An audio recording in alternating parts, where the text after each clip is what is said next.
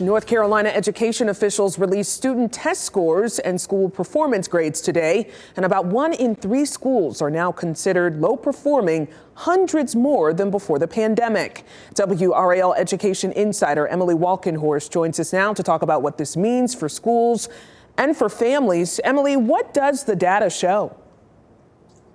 Well, so the data shows basically the impact the pandemic has been having on student learning for the last couple of years.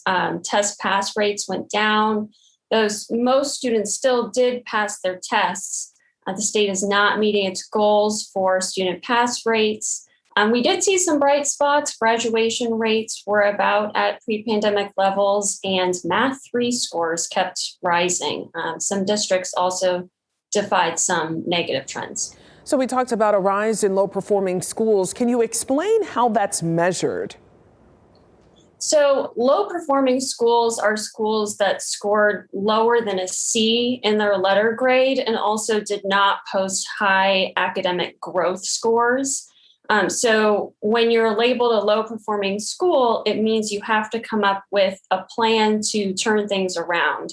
Even if you're only a low-performing school for 1 year. So that'll be posted on schools' websites once they're created.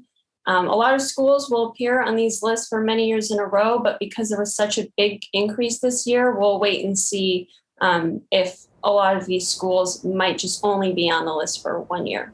You know, certainly from school officials I've talked to, and I know you too, they seem like they were prepared for some grim reality after the pandemic. So what are they doing about this to try to get those scores back up?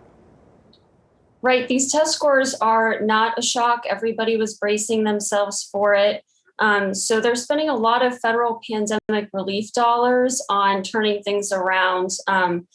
We know that just in our viewing area, some data this summer showed more than $300 million has already been appropriated for learning recovery efforts, basically just to get students back on track.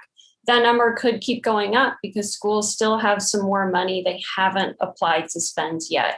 And so that's spending on intensive small group tutoring and also just more periodic assessments to make sure that we know how students are doing. All right, well, we will certainly be monitoring this closely. I know you will as well. We want these kids to perform really well and have a great future. Emily Walkenhorst reporting live for us via Zoom. Thanks so much.